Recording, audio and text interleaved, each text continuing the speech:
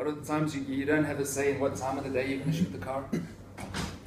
If it's your own car, if you do have a control of what time of the day, we'll get to that. But it's usually a bit later on in the day is going to be better for you because the light gets a nice color and direction to it. But a lot of times they say to me, shooting a car from 12 until 2. I mean, the sun is literally right above you. There's not much you can do about that. This is the time we have the car. We've scouted a more or less a location, and then you just have to have lighting just to make it work for you. And then basically what you need to do, it's not really a lighting class, but bring the ambient down, and you need a lot of power to punch through that to actually light the car up. And what we do is you don't need to light it up in one section. We do it in different pieces and then paste that together in Photoshop as well. The other thing we can sometimes use is if you shoot at night, continuous lighting is where you want to be. And that can be anything from a torch to a little LED lights that you put on top of a video camera, which is really effective as well, because they're usually daylight balanced. Where you can physically just wear dark clothes, put the car there, camera on a tripod, long shutter, and just walk with your light over the car, and then you can create beautiful soft lighting wherever when you do. But you do that with a continuous light. Has anybody ever tried that before here? Okay. I saw this, but I didn't try. Okay. Because take it too much time. It takes time, and you need a bit of equipment as well, and you need a lot of space, and you need people to leave you alone. Try the speed light. What's that, sorry? Speed light. Speed light, yes, can do. I've shot a lot of cars with speed lights, just with speed lights. They don't really have the power to punch through midday. You have to keep hitting it with the flash continuously, like for about Exactly, 2 minutes yes. or something. That's right, yeah, and sometimes you don't know what you're doing. A lot of it is a guesstimate. Also depends on the paint. If it's a darker color, you have to hit more light in there. Actually, no. A darker color, there's different ways I would personally light a white car and a dark car. A white car, very easy to light. You just stand, you can stand anywhere basically. Metallic paint as well, beautiful, very easy to light. If you get a metallic car, the picture basically takes itself for you. But anything with a flat paint like a red or a yellow or anything like that, you basically just you can, with a speed light you can flash the car and it will show up. With a white car you don't even have to aim it; it will just light, the whole car will just glow. But with a black car, you can throw as much light at the car as you want. It's like a black hole; it just sucks all the light. It doesn't do anything. With a black car, you have to light what the car sees. In other words, if the car is parked like this and you're shooting from where you guys are here, if I'm the car, don't have a light there and just put the speed light straight on the car. It's not going to work. What you want is a white wall or something, or a reflector, just sort of to that side of the car, and throw your light at the reflector. So you're basically going to see the reflector reflecting in the car's bodywork. You know understand what I'm saying? Yeah. Because believe me, no flash directly to the car. no, black cars, forget about lighting it up. That doesn't work. So You can park the car here, park it close to a white building or a white van, or have a reflector handy or assistance or something, or even a long white bed sheet that you can do in sections. But that's what you want to see. If you have a speed light and light your reflection, it will show up in the car's paintwork beautifully as like a nice white stripe like this. That's what you want. Any other car, very easy. Of course, sometimes it's like shooting weddings. Has anybody ever shot a wedding here? Where you have a white car and a black car next to each other and they want them both. And it makes for a very long day. Seriously, it's a pain. So that's basically the difference in shooting colors of cars. That's a good question, actually. I didn't even think of that, but it's good. Black car, don't ever throw light directly at it. You can try it, but you'll soon see you're not going to have the light strong enough for that. Just light anything white that the car can see. What I usually use, because sometimes lighting cars can be a bit of a guess game. Has everybody heard of a Cam Ranger? Yes. Cam Ranger is like got one here, I think. It's just a little marvel of technology like this. This takes the guesswork out of shooting cars. That's the size of it. You basically connect this little guy onto your camera, and then it creates a Wi-Fi, its own Wi-Fi hotspot. You can be in the middle of the desert, and it creates its own Wi-Fi hotspot. You take your iPhone, iPad, anything, you link up to this, And from your iPhone, you can control your camera, everything. You can control aperture, shutter speed, white balance, quality that you're shooting, everything. It's like having here, and as soon as you take a picture, it comes up on your phone, exactly the picture you've done. They're not expensive, and they're really a time saver. So with that, Around 70 BG something. yeah, exactly. For what it is, I can't believe they're that cheap. It's not cheap, but I mean for what it is, it's great. It was great for you. Yeah. So, so when you're doing that, you can basically, I'll get into the procedure where we do that, but you can light different sections of the car and say, okay, I've got this, I've got this, I've got this. And instead of just walking around guessing, I think I'm going to light this, I think I'm going to light, I need lights here. And then later you get back to your computer and it's like, oh, I forgot this section, or this section was overexposed, or whatever. Camera Ranger takes care of that problem on location. And that's basically the only equipment I use apart from radio triggers for the flashes. Pocket wizards, and people know what I talk when we say pocket wizards. Don't have to be pocket wizards, but any sort of a radio transmitter. That's this guy here. Like that? Yeah. You put it on top of your camera. Put another one on your flash. You just press a button, flash fires, wireless. It's good for cars. You definitely going to need something like this if you want to light. Okay. Has anybody got any questions about equipment and gear and whether you have the right stuff or what you can do with your equipment? Guys, I've shot cars with iPhones that look great, but if you want to do it properly, these are the tools that we use. Is there any questions about gear? I heard about car rigs. They're like Rigs? Rigs that you can Yes. stick to the car and then there's a long hand and stuff Yes. like that. Can you do that? I haven't really seen that in action, or like just pictures and videos. You can do it. Is there like a weight limit, and do you have any idea where can I find them anywhere in Bahrain if they are available? I've been shooting cars now for about 5 years. I think I've done 2 rig shots. I just don't have time for it. It's not my style. It can be done. It's very effective when it is, but it's a lot of work. You gotta, and also it's very much a winter activity because here that rig gets so hot. The one rig shot we did was in summer, and it got so hot that the pole expanded and we couldn't take it apart. We had to leave it by the side of the road and come back at night and disassemble it and take it back. Then you got to sit in Photoshop and take the rig out and stuff. I mean, you can get beautiful pictures, but for me, the purposes I shoot for, no one's ever asked for it. No one, the ones that I did supply for it, they were like, I'm not going to do it again. I would rather do car to car. Get another car with a driver. I would hang out the window, stand out the sunroof, and just motor drive the hell out of it, and just get the pictures that way. To me, it's much easier, and it's the same quality for what I use anyway. I'm not saying rig shots are bad. It's just that that's a lot of work for what you get. Good question. Anything else? You wanted to ask something in the back? No. Okay, so that's the only equipment I use. Let's talk a bit about composition. Now you have the equipment, now you have a car. Location is going to be your first problem, like I said. I've shot a lot of cars in parking lots. If you go in the right time of day, and there's no other cars there, you can get some great shots. Dubai didn't really have any mountains either. If we do, but it's about 2 hours drive, and sometimes we will go out and shoot in the mountains. I just want to see how far this guy is. Okay, we're getting there. But 2/3 basically what you want is a clean background, that's all. And you don't need much of it. If you have a long lens, you just need a little window like this where you can put the car against, and it can be anything. It can be a graffiti wall, it can be just a nice white space, it can be even just a little hill like this where you can use the blue sky or anything like that as a backdrop. It's all about angles. If it's really busy, get up on a building or on the roof of your car if you can, and shoot down and use the surface that the car is standing on as a backdrop. Obviously a longer lens works better for that, but it can be done.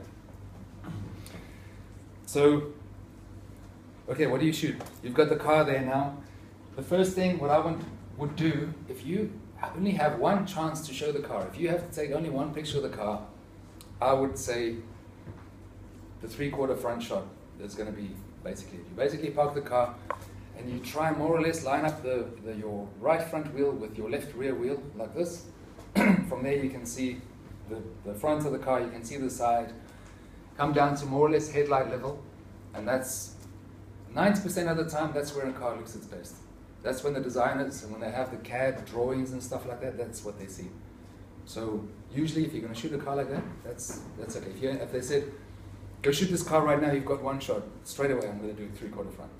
And a lot of times, you'll see if this loads up, a lot of my portfolio is just 3/4 front shots because that's all they wanted. We just wanted one car, just one picture of the car.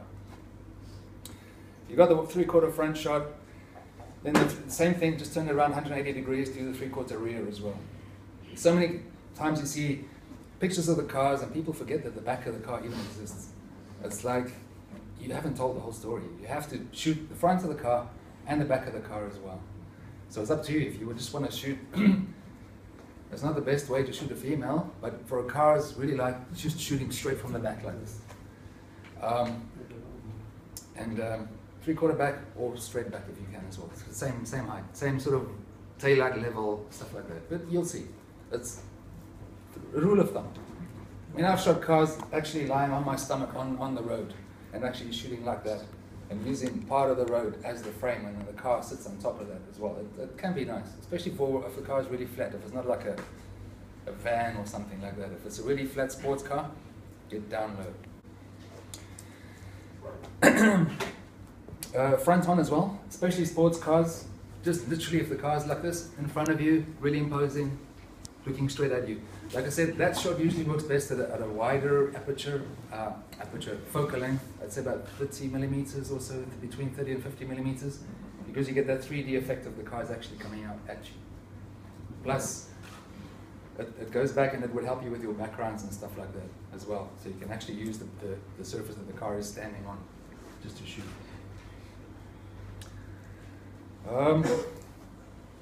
Any questions on any of those? It's pretty basic stuff. It's up to you. I mean, you can shoot a car any way you want, but those are the first things that makes an impact. And then also, obviously, it depends on where you're shooting, whatever, but just change. If you want to make a picture interesting, just change your angle. I mean, like I said, try and shoot from headlight level, but if that doesn't work, lie down on the floor or get up higher or something. Shoot straight down. If you can shoot straight down like this, it's a really good picture as well, especially for sports cars with the engines in the back, that you could see them through that. It makes a really great shot. Focus, play with focus. I mean, shoot everything crisp focus, or just shoot wide open at like 2.8 and just play around and see what works best. Elements as well. If you're saying you don't have a clean background, sometimes it can work in your favor. If you have like a industrial area or somewhere like tile factories or cement factories where there's big industrial equipment like that, cars love to be shot in that as well. And actually, you can actually use the environment to create interest. You can park the car there in front of these really industrial looking equipment, take quite a few steps back and actually put some other equipment in front of you as well. So you actually create depth in your picture as well. So you've got this big reel of cables in front, then the car, and then a bulldozer on the back with the digger, and that it makes it's really good, effective imagery. This is nearly done. All right, you touched on this earlier, panning. Let's get to panning. Panning is basically bread and butter for car photographers. It can take a bit of practice, and it really is one of those things that the more you do it, the better you're going to get at it. And this is where a camera helps you that's with a really fast frame rate. It's not impossible, it just makes it easier for you. What I would usually do is set your camera on a really low ISO setting, like as low as it can go, 100, especially if you're shooting in a broad daylight, 100 ISO,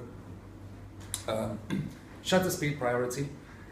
For this, I usually like to use maybe, for normal cars, I'm not sure Formula 1 cars on that, but normal cars, 60th of a second. Anything between a 40th and a 60th of a second. All right? And just let the camera choose the aperture. So those things, get your polarizer on the front. Before the car does its first pass, just make sure your window, you get the reflections cut out if you want to. If not, it's up to you. Continuous focus, very important. Your focus selector on the front wheel, I usually do it. And then just motor drive. Put it on continuous shutter as fast as what you can. Then get your driver to do a couple of passes. Now, depending on what focal length you use, like I said, I usually try and get as far away back from the car as possible because it makes you really blur the background nicely and just helps with the perspective. Otherwise, the car can get quite distorted. It can help, but I mean, for me, usually panning shots are somewhere in the 70 to 200 millimeter range. Then what I do, you get the car to drive past. It doesn't have to be blindingly fast, but if you can get it up to maybe, I'd say, between 40 and 60 kilometers an hour, at the point where it crosses you like this, will be great. So yeah, you do need a bit of space, especially to brake and do a U-turn again and come back. And what I would do, alright, so this is the,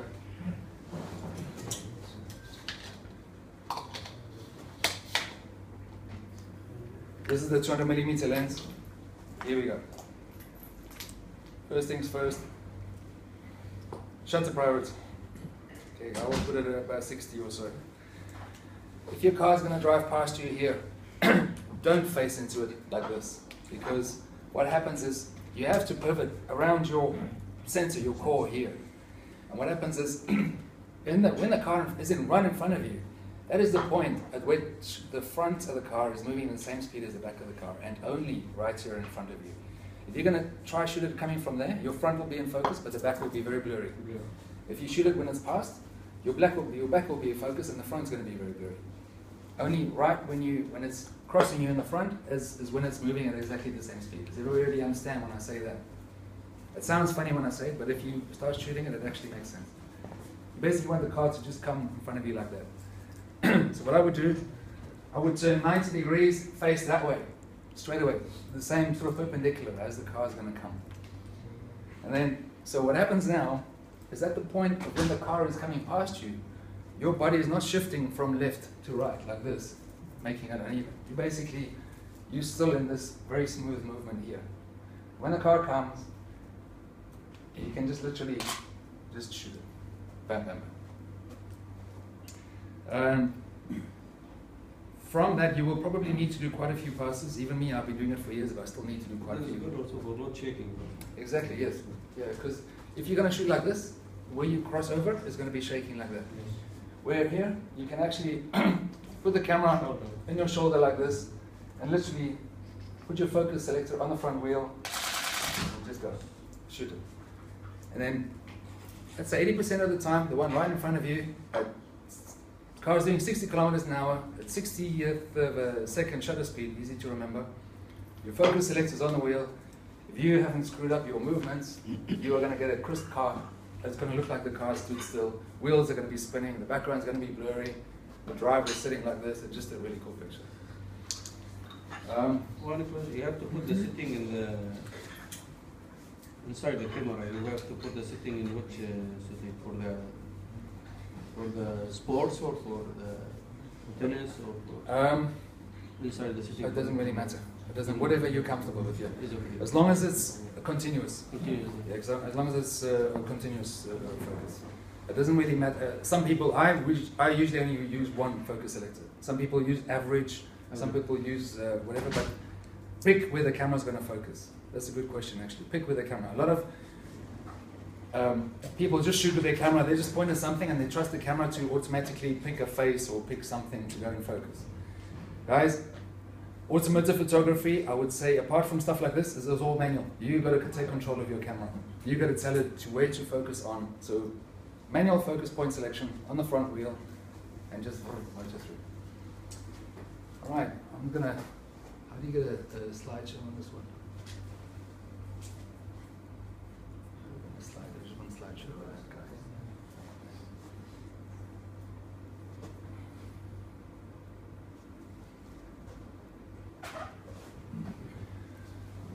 God, there was shot in an underground parking lot.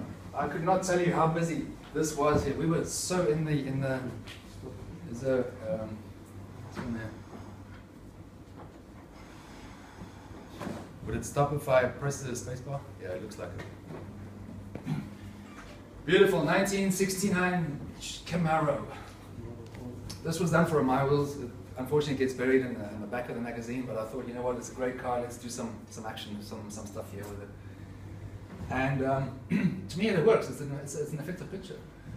But this was shot the first day of the school holidays. This mall was so busy. This was honestly the only empty wall that we found there. And camera was on a tripod here, and I probably had to move it 3 or 4 times because people had come past with their cars and stuff like that. But when I did, again with the camera ranger, which really saved time, put the camera down here. There's about 3 pops going into the roof. We can see the line on the roof line there. Can everybody see that? Yeah. The wheels are lit. And there's one coming across here and one from that side. And then also from the camera ranger, when you've done your lighting shots, those are basically dark that you do the light shots. From the camera ranger, once you've got your light settings, just what I like to do is I bracket shots as well, just for the base exposure. We'll get to the processing side of things a bit later. But yeah, but just to show you that, so I'm just going to put the slideshow on. But yeah, it should be better. It's really fast. Again, Lamborghini. This one was lit.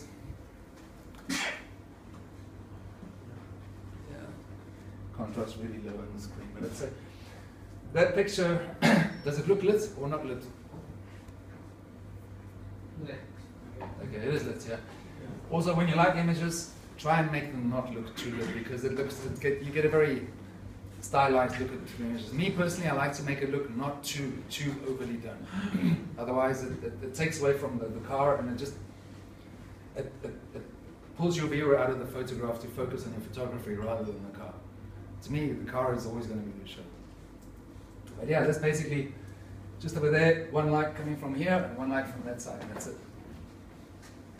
Have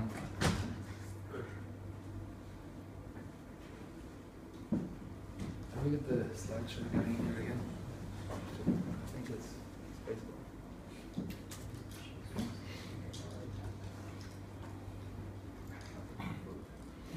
Okay, so does everybody understand panning?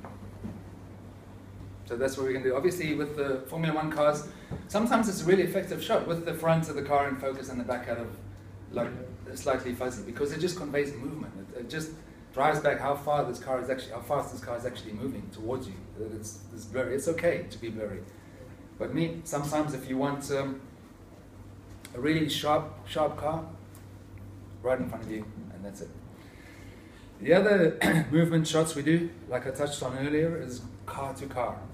You get a buddy with another car, it doesn't have to be a great car, as long as it can match the speed of the car that you're shooting.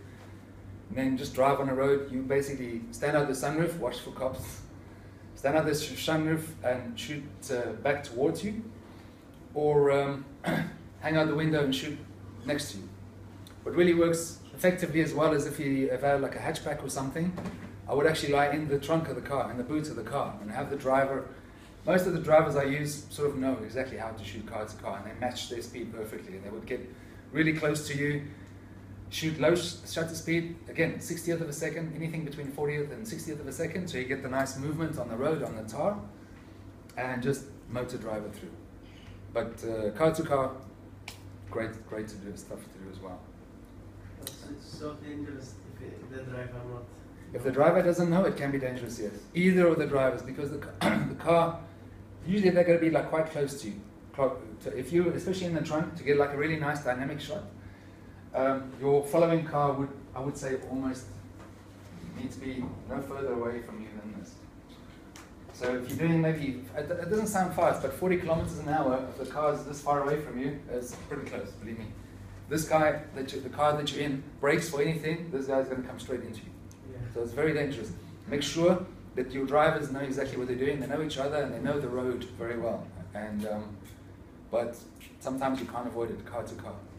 Works also very good on a highway. I mean, as long as there's, just follow the road.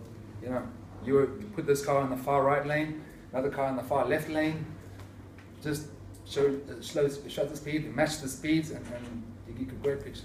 Great pictures. With the wheels spinning, the tires going, it's great. Okay. So that's the composition part of the whole car. Is there any other questions about that? No. Okay. I have a question about metering. Which mode of metering would you recommend for cars? And when it comes to indoor and outdoor, is there any much difference? There's a huge difference. Outdoor, natural lighting, I just use evaluative metering. You know, let the camera decide what to meter. If it's a black car on a black road, they tend to overexpose these things. Depends on how much glare you coming off the windows and stuff like that. Or if you have a white car, you know, against like a white backdrop, it's going to underexpose it. So, but usually you can dial in your compensation like any other type of photography. It's like any other thing. Indoor, if you are going to light it and control it, then it doesn't really matter how your camera brings it. Then it's up to you, because you're basically controlling your metering with the strength of the light that you're putting at the car. And at the end of it, you're shooting brackets in any way, because you don't know which base of exposure you're going to have. You might be shooting into a garage door, which is right here. So that your light fall off you have is too harsh. You know, the light's quite bright here, not so bright there, quite dark there. So what I do is I shoot brackets, and it's quick. In the camera lens, just bam, bam, bam, brackets. And then in Photoshop, you'll just brush in masks with your bracketed exposures and just try and even out the exposure. But that's manual, that's control it. It's very different than just shooting natural stuff. Does that answer your question? Yes. Okay. The other thing, composition. Now you shot the outside of the car. Okay, you've done the low front shots like these. You've done the side shot. You've done the panning. You've done the car to car. You've done the back shots.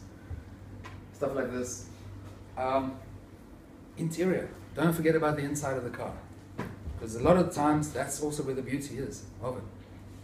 I mean, especially with the sports cars, a lot of leather, a lot of stuff like that. This is all car to car, obviously, me hanging out the side window. Interior car.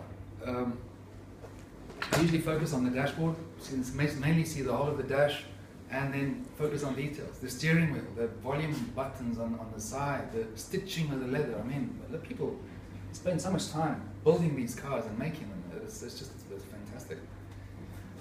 Things like the gauges, the handbrake console, you know, the traction control, things like that, the entertainment system and that. Once you compartmentalize like that, there's actually a lot of things to take pictures of.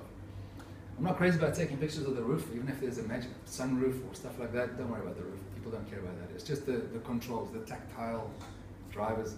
Make people look at your pictures afterwards. Give them the feeling, what it feels like being in the car and enjoying it and experiencing the vehicle. That's the art of it.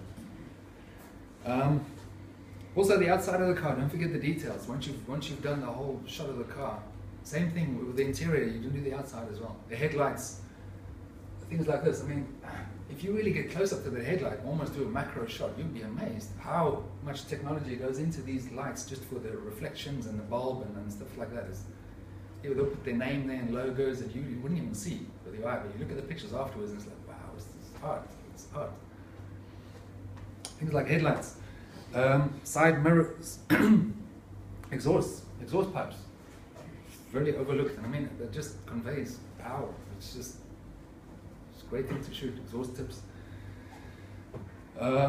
Grills, air dams, things like any sort of differentiating item you see on a car that makes it different from any other car. Take a picture of it. That's great. You can have all these pictures that you take of the car, put them together in a collage, and it's just together, they just tell a really nice cohesive story about the car that you're shooting. It's one thing about just standing here taking a picture of a car, but don't think you're done when you've done that. If you only have one shot, do that. But if you have time, really spend some time, walk around the car and shoot everything, inside and out. Engine as well. A lot of times, especially in the region, we have the problem in Dubai as well. When dealers sell the cars, they wash the engine and they spray this like nice silicone spray over them, and it looks just really nice. The problem with that, 2 weeks later, if you open that up to shoot, it looks like a furry rabbit, because it's just dust everywhere, because the dust sticks to the silicones and stuff. Then obviously if the engine's like that, don't worry about shooting it. But if it is nice, always ask, is the engine good enough to shoot? And a lot of times they will say yes, or no, I've spent a bit of money, or there's no wax on it or anything. Just shoot the engine, like the cover that goes over it, or anything like that. Okay, that's about it. Any questions on any of that? Okay, so we've got the gear we need. We've got the car set up, how we're going to shoot it. Locations, more or less, we touched on. How to make it work for you. Things like this. This was shot 6 o'clock in the morning in a conference room. Right? You don't always have all the space that you need, but you make it work for you. Shoot the background, desaturate it, just make it an element of the car as well. I mean, here we're lucky because it had all the logos and stuff on it, but a lot of times it don't. Sometimes the location can work for you, even though it's quite busy. Yes? Some pictures, we have seen this, not straight, it's like going slow, some picture. Is this looking for situation for pictures? Slopes. You mean tilted? Yeah. That's part of your artistry. That is just a style. That's just something I would know. Sometimes I would tilt. What do you mean, like this? Yeah. I do this for negative space because I know I'm shooting for a magazine, like this. They want somewhere to put writing. Space for the writing. Yeah, exactly. And that also makes it a bit more dynamic. Sometimes, and that's just a style that I do. I mean, sometimes my angles are a bit too extreme. I know that, but it just if it's printed in a magazine, you don't see, hey, what's going on here. It just looks like, wow, it looks like the car's coming out of it. If you look at the picture here, you think it's tilted too much. Yeah. But in the magazines, they love it. They're like, oh wow, thanks. You left space for a heading, and we can put the article here, and put inset pictures here in the space for the details and stuff like that. They love it. It depends what the purpose of the picture you are taking. Yeah, exactly. Yeah, it depends on the situation or the purpose. You always keep in the back of your mind why am I taking this picture? Is it a lot of things vertical? Usually, if I take a vertical picture, it means it's for a cover. It doesn't always end up as a cover, but they like to have the option as a cover. And if they have a cover picture like this, they're going to be like, where's the DPS? We want the DPS of the same picture. Where is it? Because they don't like taking a double picture like this and just cropping it into a cover. Sometimes they do that. But if you have another picture already, which is easy, once you've done the cover, just flip your camera quickly and do the same thing as a double page spread. And the editors, they love that. It's like, wow, thank you. We don't have to crop. We don't have to, we've got options. So usually, this is a car of the year. 1, 2, 3, 4, 5, 6, 7, 8, 9, 10. 12 car, group shot. All lit with flashes, right? In the middle of the day, sometimes you got to do it. You can't choose. You can't say, we're going to shoot these 12 cars at night. You have to shoot them there. And that's another thing. You're not always shooting just one car. Like, especially in editorial, it's about Mercedes versus BMW, like Audi versus, whoever else.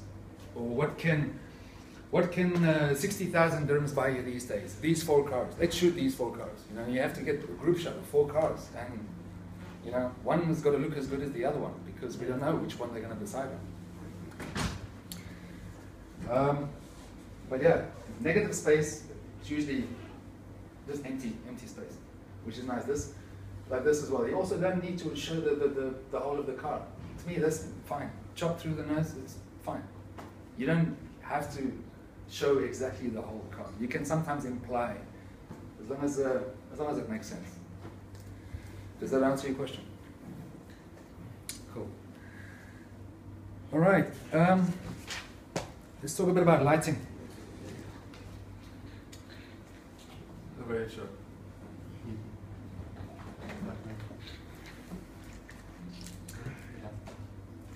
All right, so lighting. The most important thing that we need to consider lighting a car or not is what time of the day you're going to be shooting this thing.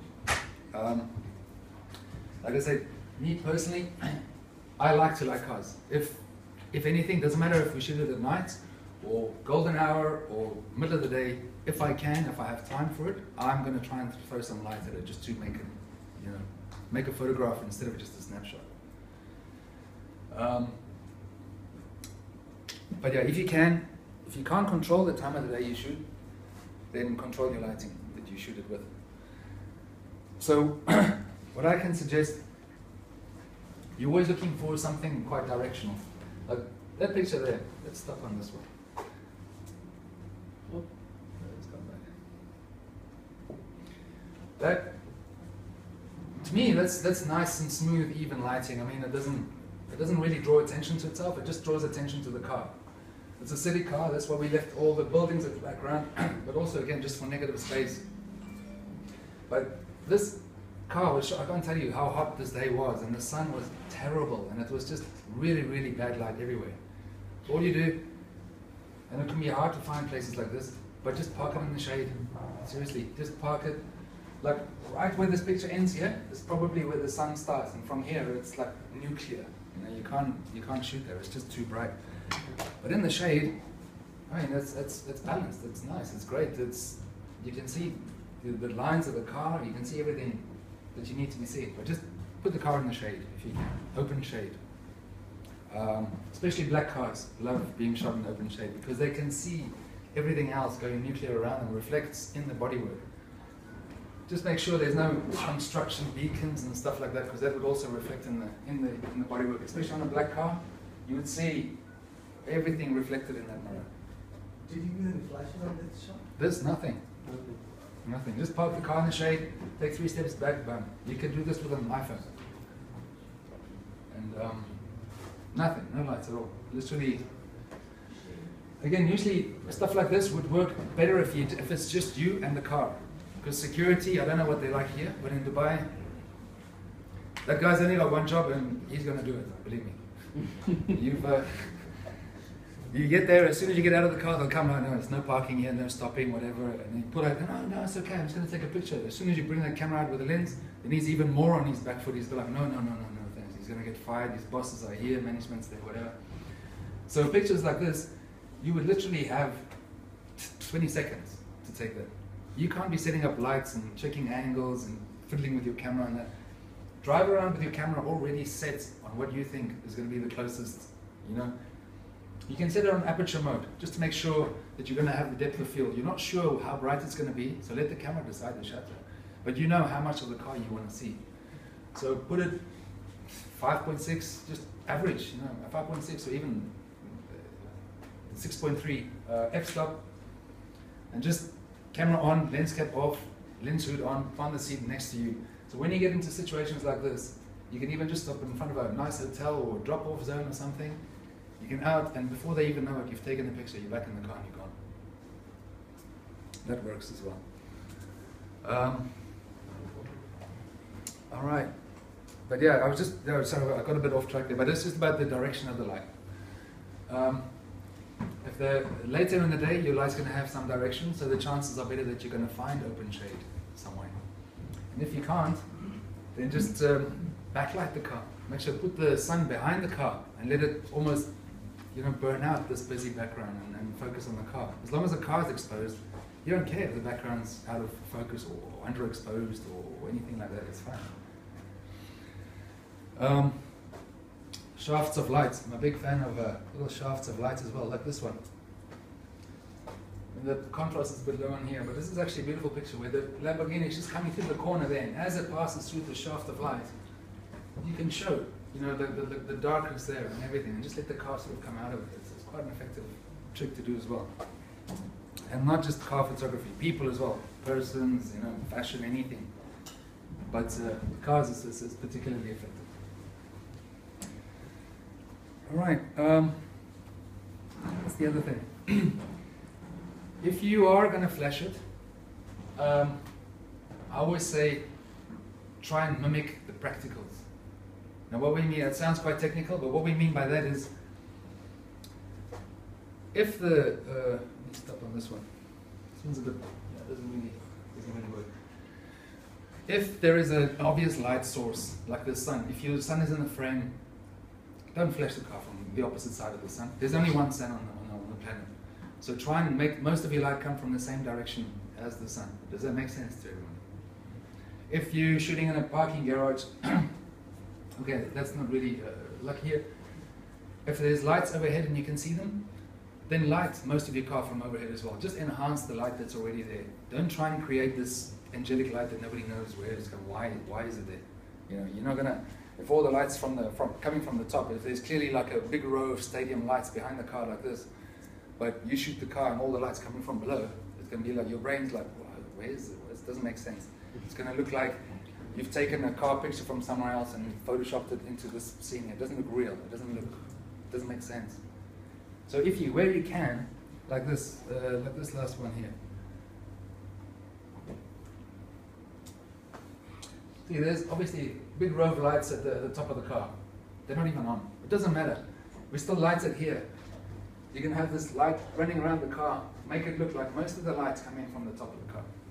So your brain kind of puts two and two together and think that, you know, it's probably enhanced a little bit, but not too much. You can get away with it, yes.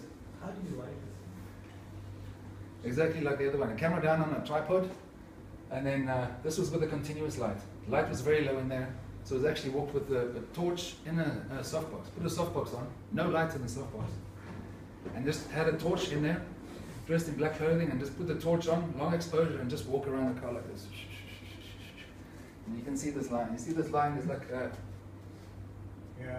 solid wide line here and there, and then the windows as well. I didn't really clean this image up. I mean, if you can go in there and really finesse it a little bit if you want, but to me that I don't mind. It suits the car. Yes. Excuse me, I have seen so many examples about lighting, artificial lighting, using artificial lighting in motorsport or like cars photography. I have noticed that the car get to be colored in a spotty way. Like there are a lot of spots in which that it's not really lighted well as the other Exactly. in the car. So what can we use so that we can enhance this thing? You need to take the guesswork out of it. Like I said, if you see it spotty lighting, sometimes that's a style. Sometimes that's a photographer's style that makes it look like there's just these spotlights on the car that you can't really. And sometimes it works, but for me, I like to have it a bit more evenly lit. So again, that's where things like your cam ranger would come in handy, because you would see on location when you're shooting it that boom, oh, there's a spot here. So in other words, I need to put my light further back so it it covers more of the car, or bounce my light off something so it covers more of the car. So you avoid that spotty look. But yeah, I know what you're saying. I've seen it as well, and it can work. Some photographers, it's their style, and it really works well. But things, this to me is a bit spotty as well. But usually I prefer it more even. But it's usually because the guy was shooting it at the time, it was just guessing. It was like, take a speed light and pop, pop, pop, pop. And I used to shoot for that for years. That's why a lot of things in my portfolio would be spotty like this, because I didn't know what I was doing. I was like, you have to guess. And if you do it often enough, your guesswork becomes so good that you can carry it quite far. But things like if you have a visual display of what you're actually lighting as you light it, that helps immensely. Really, really helps. All right, let me make the practical. And then same thing here. This was also shot with the softbox. You can actually see these reflections in the car is actually the softbox. The car is parked in front of me, and I've just got the softbox up on it with a torch in the softbox, and just walking over it like this. Long shutter. The camera doesn't record me; it just records the light that's falling on the car. So that's probably about 5 pictures put together. So your one pass would just be this strip here. Your next pass would be the strip on the other side. Your next pass would be the front here. Then your next pass would be the back side.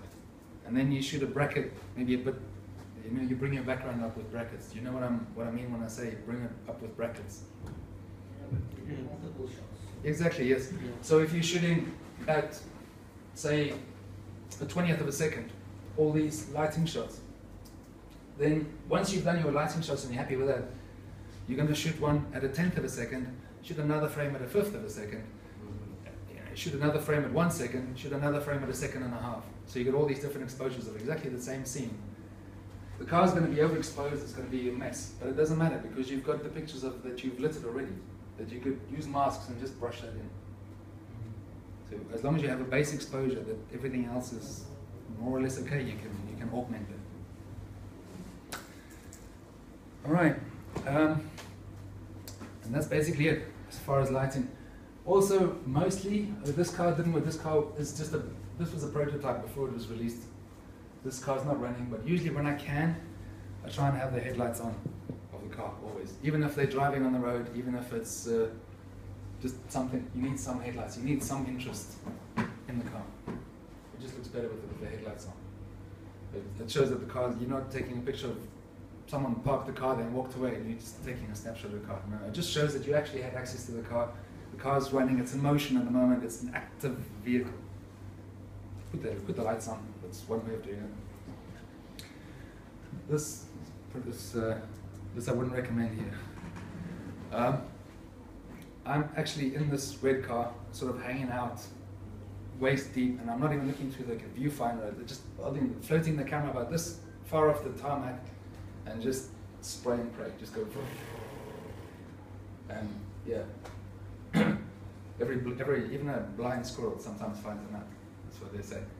And one of the images are going to be in focus, perfectly composed like this and that, but it takes a bit of practice. And it's quite dangerous, like I said. Be careful when you do that. Don't try. Yeah, exactly. This one as well. I'm basically hanging out the back door, and just literally the camera's, well, no, it's just below headlight level. So you know how high a Porsche's headlight is, it's about this high. So the camera is probably about that far off the ground. And we're doing like 60 k's an hour. And I'm not even looking through there's no way you can look through the camera doing this. Because that means your head is going to physically scrape on the tarmac, because your camera's upside down. And you just shoot. But it looks good. Headlights on, movement is there. You got your movement shots here. Cars are focused. It's great. Is this the kind of picture that you guys want to be taking, or hold on? Yeah, that's what car photography is about. Does they need to sign an NDA agreement? Absolutely, yeah. Life insurance. Yeah. Life insurance first. But obviously, be sensible, guys. Don't do anything too dangerous. But like any other part of photography, if you want to get really good pictures, you're going to put yourself out there a bit, and it's going to be things like this. Taking pictures on motor drive on a car outside a window, you can't really see what you're doing. But there's no other way of doing this picture. The reason you can do it with a rig, like I said, but you'd have to get both these cars pushed at exactly the same speed, and there's going to be a lot of Photoshop afterwards to remove that reflection of that rig. All right. Okay. Processing. So now you've done your pictures. Now you've got to get processing them. Now what I would do, I'm just going to say, when I say processing, I mean something like this, something that's been lit with artificial lighting and flashes and stuff like that. Natural light car photography, I'm not really, I mean that's everybody's style. I don't need to tell you how to process those. If you want more clarity, put clarity. If you want more saturation, you know, it's up to you. But in terms of artificially lit images, what I would do is, once you've imported all your images into your program, I usually use Lightroom for this. For any other type of photography, I would use Capture One. But Lightroom for stuff like this is just really good because you can work with PSD formats. You can select all your is everybody here familiar with Lightroom? You guys are all Lightroom users? Yeah. Who isn't? Okay. But we are not too much familiar. Okay. So what happened in Lightroom is you can select the frames that you want. The one with this part of the car is lit, the frame with that part of the car is lit, that part of the car is lit. Select all of them, and you can export all of them to Photoshop as layers already, in raw format. And that is invaluable. Because now from there, you can just use layer masks, and it gets a bit technical into the processing side of things. But if you brush up on your processing a bit and you get to that stage, it's very easy to sort of do this thing. That's about, I'd say about 12 pictures on top of each other, because every car is lit with a few lights. And you'll notice that was one black car, one white car, and one red car. What did we say earlier about black cars and white cars together? But here it kind of works. So with the white car here, there's a few lights. There's one coming from that side, one from that side, one from that side. Notice I left the shadows in, right? Because I'm mimicking the practicals. This is the sun, right there. Okay, so where possible, if you're shooting outside, let's process them, but try and leave your natural shadows in. A lot of the spotty pictures that you would see would have like this faded away from where the flashes hit and the guy was a bit sloppy and didn't take it out. But here you can see the light, one from there, one from the back, same on the Golf, one from the front of the grille, one from the back. The focus is not really too lit. This is where I just shot a bracket, where when we did the focus, once I've done everything, I will from the control the camera and just lift the shutter speed and literally shoot this black car at about 3 stops overexposed, which on black would bring it to about grey. So it's not really, all the other cars are blown out completely, but the black car is beautifully exposed. In Photoshop, put together, just take a mask, put a brush, and just brush in the details here on the black car. That's it. So if you have more than one car, you should take. Yes. Well, depends on what color they are. If it's a black car and a white car together, always. That's a lot of work. It's because you need to light the white car, and the black car you need to use exposure to bring that car out. If we had like a big white wall that was here or a reflector or something, it would have helped, but we didn't have anything. So it just basically, you can see there's a little line in the car here, which is the overexposed pavement that we used just to brush in some detail there. And that's okay. I mean, to me, that's a good picture. It tells you everything you want to know. 3 cars, 1 white, 1 red. This was also shot for a Car of the Year campaign where we competed all those 12 or 16 cars together, and they won group shots. This was for the hatchback section. So they'll have all the hatchbacks together, and then all the sedans, and then all the sports cars, and then all the SUVs. That's about 3 or 4 days worth of shooting, just cars. You don't want to see another car after that. But you'll pretty soon, the more often you do it, you'll be able to produce something like this, and you'll know what's needed to produce it. It's not much, really. It's not much. Okay, then you can move that all to once you've selected the layers in Lightroom, move them all to Photoshop. Use masks, brush them in. This is a completely natural light shot. I didn't touch anything on that, but this one totally overlit. There's probably about 8 pictures in this car. 8 pictures. Yeah, you can't really see it on here, but even this was also shot maybe, I'd say at 1 o'clock in the afternoon, bright summer's day, white car. If you take a picture of that, it's just, So what we do, put the camera on a tripod.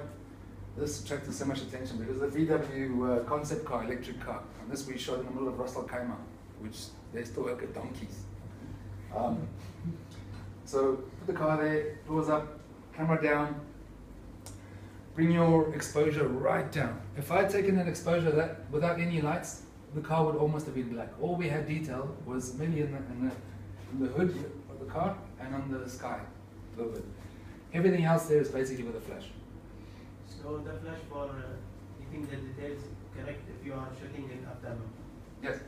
Even the fence in the back. I walk with the flash the fence, flash the front here, and then go around the car. Flash, flash, flash, flash, flash, flash, flash, flash, flash. And back then I didn't have camera range. I was just guessing, but it's a pretty good guess. I mean, look at that. It's great. Come back in Photoshop, just put them all together, what you're going to need, and that's what you come back. Same thing. There you can see the lights on the fence better now. To me, that looks a bit overlit, but you know what? That's a space age car. It doesn't matter. It doesn't.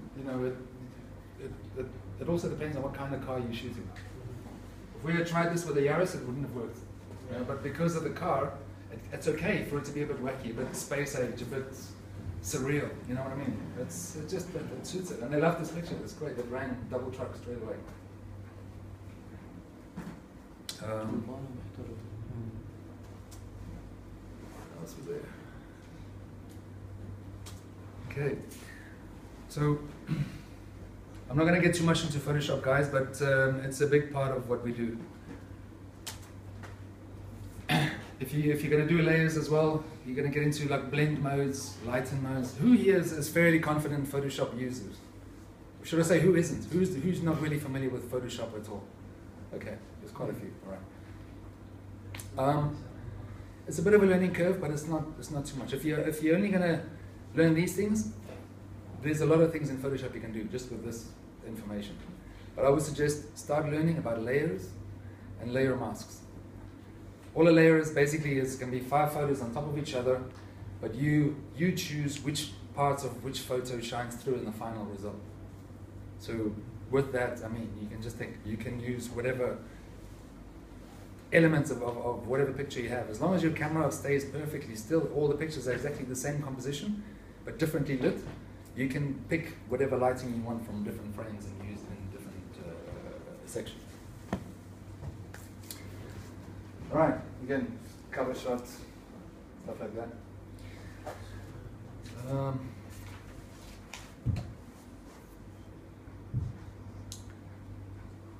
we reading straight from the?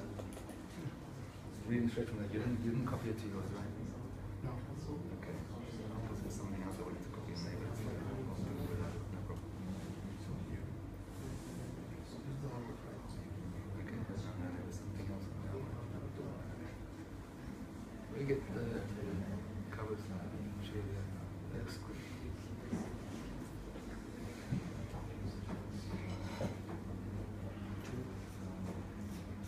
Right. So let's talk about editorial for the covers, guys. Just so you can get an idea how they use pictures and why we need negative space and stuff like that, and how the cropping works. Basically, every time they're going to want a nice picture of the car in the front. Okay, this was a double page. This is the actual cover of the magazine, and we folded it out. It was for the 500th issue. That one's a bit different. Everything else, you need negative space top for the header, and need a space here at the bottom to write the tagline.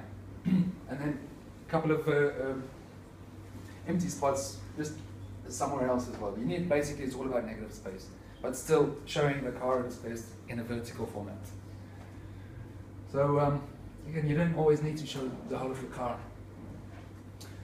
If you can do this kind of thing, it will really elevate your automotive photography to a level where people see your work, they're going to start coming to you for pictures for things like magazines, newspapers, small advertisements, things like that. If automotive photography, and it's a really good genre to get into, if that's what you're thinking about, I've basically given you all the tools, what you need to think of, and what pictures sell, what they want for editorial, basically. Advertising is a different thing.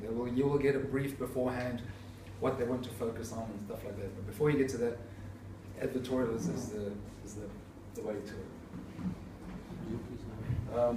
it. But yeah, just so now, if you pick up an automotive magazine now, immediately you would know how the picture was shot from what I've told you today. Does that make any sense? So most of these, it's static shot, usually lit. This was I was a big on a cherry picker for this one. Lit underground car park. Drive shot, standing up a sunroof with a 70mm lens, just shooting straight into that. Same with that one as well. And the same with these guys as well. Well, it's actually sure. I wonder if there was one for.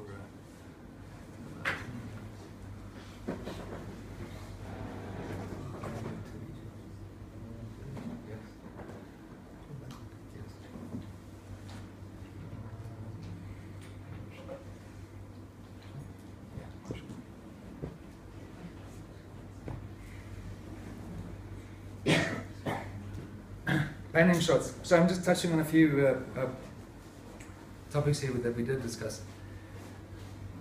Here we go.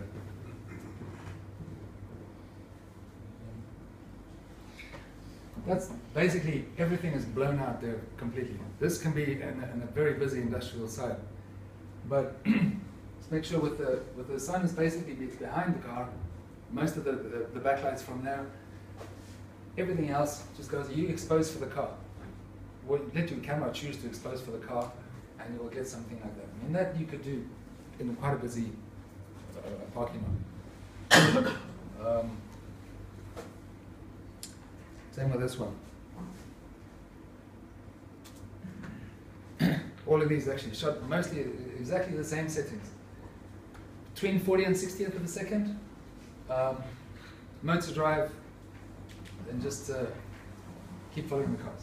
Keep following the cars. Was there any questions about any of those things that I just told you guys about now?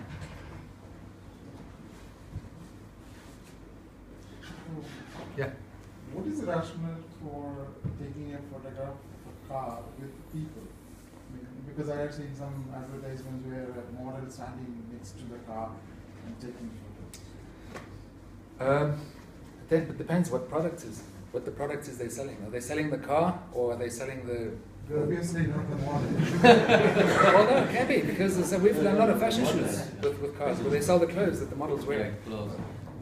Where they would collaborate, you'll get a fashion shoot with the manufacturer, Mercedes or wherever, and they'll say, can we please borrow some cars where we've got this idea for a fashion shoot? And be like, yeah, sure, as long as you mention us there and whatever. So they get some kickbacks from it as well. Shoot models with cars all the time, yeah. Them getting out of cars, them getting into cars, draped all over cars, stuff like that. Other things, like I said to you with the, I didn't bring a magazine today, but with the My Wheels, where every week we feature one of the readers that's got an interesting car that he'd like to share with the world. I mean, it's his passion, he's invested a lot of money obviously, and it's a hobby, and who else to share it with another enthusiast? And they want to see whose car it is. So we'll have one picture at least of him posed with the car. It's just an editorial story, basically. Other than that, yeah, I agree with you, I don't really like, unless someone is directly something to do with the car, I don't like someone to be in the car. Unless it's going to be a motion shot, we need a driver, obviously. I've seen some horrendously photoshopped car with this car coming out of the parking lot with the smoke flying, and there's no driver in the car. Anyway, so yeah, it just depends on what it is you want to, on what the outlet is. So basically, it's planning, knowing what it is you want, why it is you want it, where you're going to get it, who is it for, and how you're going to do it. The how I've given you. The rest is up to you. And again, cars, not all of them are going to be supercars. I mean, I've put some great pictures up there of Toyotas. I'm sure like Lexus, run-of-the-mill cars, taxis even. But when you do get a supercar, it'll be nice to have the experience in your belt to make the most of that car, because they really are pieces of art sometimes if you get close to them. Details and that and things. I wonder if I have a folder here on details. Where did it go?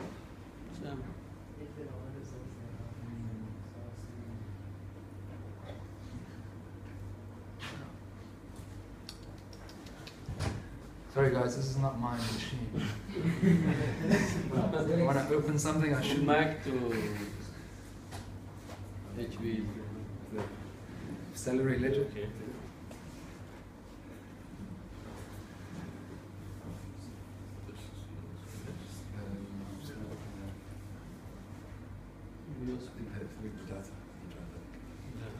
This one? No.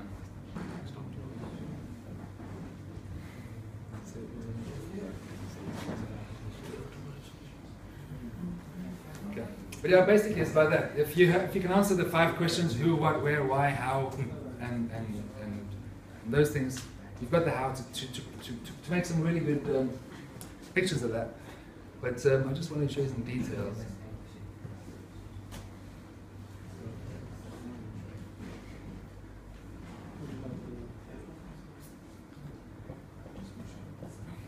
You know, it's just really good.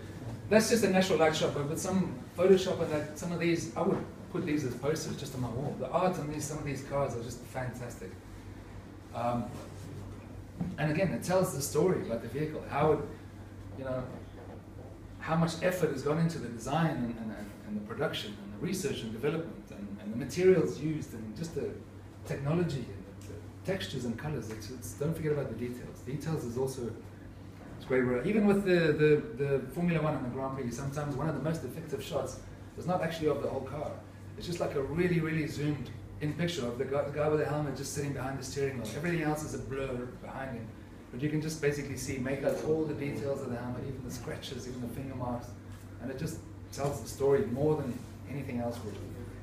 It's just about, that's art really. Just compartmentalize You don't have to show the whole thing. You can imply. Everybody knows this is the interior of probably a Porsche, but a supercar, and it's just, it almost puts you in the moment because it takes away all the other clutter. It takes away all the other imperfections, and it makes your brain make up its own story about where that detail belongs and how it fits into the car. Obviously, when you do these, quite shallow depth of field. I mean, if you have a 2.8 lens, I would usually shoot these at about f4. If you have an f4 lens, I would shoot them about 5.6 because your lens wide open is usually not at the best quality, but as wide open as what you can get it. So, does everybody understand what I mean when I say that? Cool. All right. Is there any other questions, guys? Yeah, what about night shots? Yes. Night shots. Of Cars. driving or lit? Yeah, no. You mean cars driving at night, or Not driving. you set them up and you Yeah. want to take pictures? Yeah, with that dynamic background. Okay. It's like the Camaro I showed you in the Yanakram parking lot. That could be at night. It could be anything. You basically got to make the background work for you.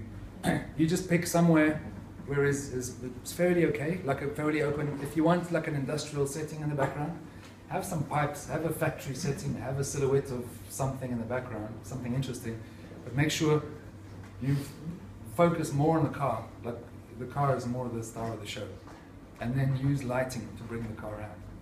You're going to either need to put your camera on a tripod and actually flash it, light it, or with a continuous light, like I said. Or what works sometimes as well is actually if you just put your camera down, on the side of a busy road, and use the lights of the passing cars to actually light the car that's standing still. You understand what I'm saying? I can't tell you exactly where to do this because it'll be different for every situation, but it can be done. As long as you have a fairly dark background and then lights, lighting the car interestingly. Because sometimes it's not about just throwing as much light at the car as what you can. It's also about controlling what gets lit. It's as important as what not to light as what it is what to light. So if you have a lot of curves and that, it looks nice to just have the light on the curves and stuff like that. If you have cars driving past like that, they tend to do that naturally. I don't know if you've ever seen a picture of a car, and sometimes even include the trail lights, like you'll see like a red light running across the frame this way and a white light running this frame. Those are the cars that have passed in between the tripod and the car during while you were busy taking the picture. But it can be effective. Sometimes it didn't even show up. Buses work really nice for that kind of thing because you'll have the two red lights quite high up and the lights are usually quite low down. So you'll have your car beautifully lit by the headlights of the bus as it went past, but you'll have these two red lights above the car and two white lights below the car. You know what I mean? It's just about being creative about where you are. It's not easy, but that's where sometimes you get really dynamic pictures is at night. And that's basically it. Yeah. And for the close-up shots like this one, Yes. okay, would you recommend going to 2.8? Like for example, you mentioned that if you have a 2.8 lens, you would shoot at 4. Yes. 4. So when would you actually shoot at 2.8? With cars, not usually, not often. No, for close-up shots. For close-up shots, I don't usually go down to 2.8. No. Simply because I'm usually on a long lens, and 2.8, the depth of field is so shallow that it's almost abstract. It's nice, but it's too narrow. You need to tell some story. It's okay, like the Lamborghini logo, to fall out of focus a little bit. But if I shot that at 2.8, it's literally only one letter that would have been in focus. And that's a bit distracting as well. It looks, I wouldn't say sloppy, but it looks better at a bit more of a depth of field. F4, even 5.6. So that you still get a bit of a fall off of focus, but the essentials are there. What needs to be in focus is still in focus. I don't usually go down to 2.8 now. Unless I'm very far from something, and what I'm focusing on is more or less going to be in the same plane of field, and the light is very low, I will go down to 2.8. But if I'm shooting like this, if the detail's this far away from me and I'm here, like this, F4, even 5.6, just to get a bit of depth of field, just to tell the story. Yeah, that's pretty much it. I can run through some processing.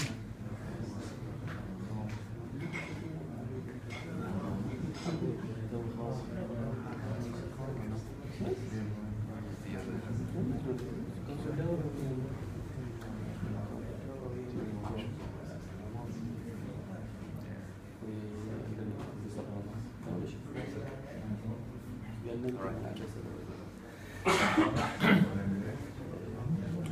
guys, like I said, unfortunately this is not my machine. I can't show you the usual image that I've done. I've got an image of this Camaro with all the layers intact of which parts of the lit image are used and how I use layer masks to hide and reveal and all that. Unfortunately I can't show you that, but I can recommend definitely if you're going to get into Photoshop, try and explore layers first. That's the main thing about Photoshop. Everything you do in Photoshop can happen in layers, and that's anything. Curves, contrast, saturation can all happen in layers, and it really will elevate your photography to a different level. Did you guys want to? Just want to see if I can get it on here.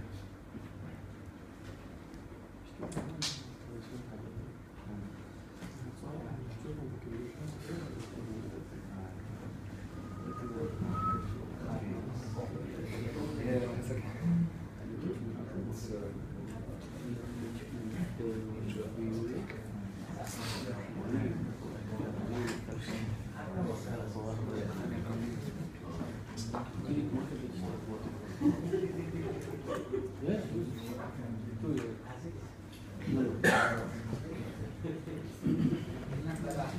Is there any other questions, guys? What kind of softbooks do you use? Because you said, do you hold it like is it handheld or is it something you mount on the tripod or something? The softbox? Yeah. Different types. I've got a small little easy box softbox with the speed light size is probably about that big. I use sometimes. 60 by 60. Yes. Yeah. Other times I'll use a 1 meter by 1 meter one, even just for a torch. In daytime, if I'm gonna light a car in daytime, mostly I would not even use any modifier at all. I would just use a straight bare light, because you're gonna use too much light. You're trying to overpower the sun as it is. You need all the power you can get.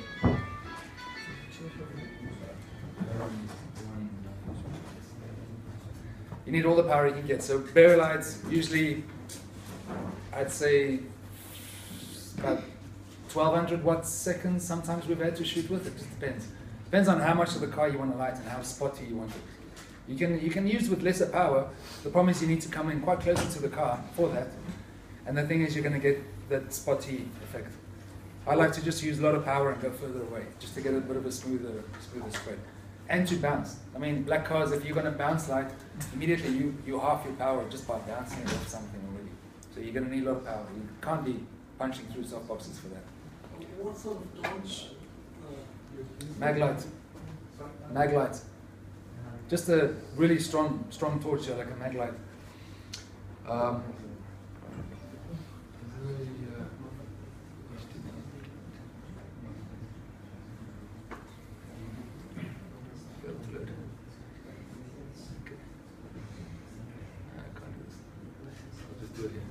Yeah, just a maglite, or even a candle. There's this new light on the market now that they sell, but it is ridiculously overpriced. I wouldn't buy one unless someone wants to give me one to review first.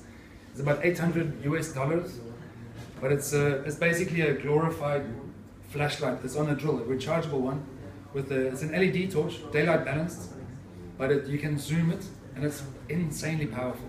We use it to shoot interior like houses, exteriors of buildings. To do the same technique, work also on a building as well. If you want to light the exterior of a building, but for cars it would work beautifully. That you can put through a softbox. It's really strong light. But anything with a fairly consistent color temperature is basically what you want to look for. And torches are usually tungsten, color balanced, and that. If you can get something daylight balanced, it's better. But any continuous level. The seat level of trim is usually, I mean, this Rolls has got like little LEDs in the roof. Usually I don't show that, but dash shot is a standard thing just to sort of give me the feel what it is. And some people, again, it's just a style thing. If this is how I would shoot a dash. This is my default position to shoot a dash. Simply because I know the settings, I can do this with my eyes closed, it takes me 3 seconds. Put the camera on this, through the window, probably about 30 millimeters, just point it at the center, know how to compensate your lighting, and I'll shoot this. Some guys prefer to shoot it from the other side, like from this side, passenger side. which is also really nice because you get your center console coming past there, and you can see like a little hole where the driver sits in. And it's just about a matter of style. There's no right or wrong, as long as you somehow show the interior and the level of the trim. Other guys like to shoot straight into the passenger door, you know, with the seats here and the steering wheel. I do that sometimes as well. It just depends on the car and what's possible and what's not. How do you avoid distortion in a vehicle? Okay, you've given us time and training us for this. So at Canon we say what we learn is what we practice. So we have 2 fancy cars downstairs. Or we can go down and whatever we've learned today, we can practice that. So we are relating it to what we've been taught. I mean, whatever you guys have captured. Second thing is, we also would like to, all of you are registered today? Yeah. Everyone's registered? Yes. Okay, except one of you. Okay, so please register. People who are registered also will get 10% discount for a month on the cameras, lens and accessories also. So anything would you like to buy, 10% discount for a month. You can come back anytime, decide on what you want to buy, only for registered users. From the Interpol showroom, that is. And plus check and clean as well. Free check and clean, that is. Alright, and after the photography session downstairs, we all assemble back over here for lunch. And probably 1 or 2 who wants to volunteer can share the pictures and we can just have a look while we're having lunch. So I think that's a good thing. Anything else, guys? Yeah, so let's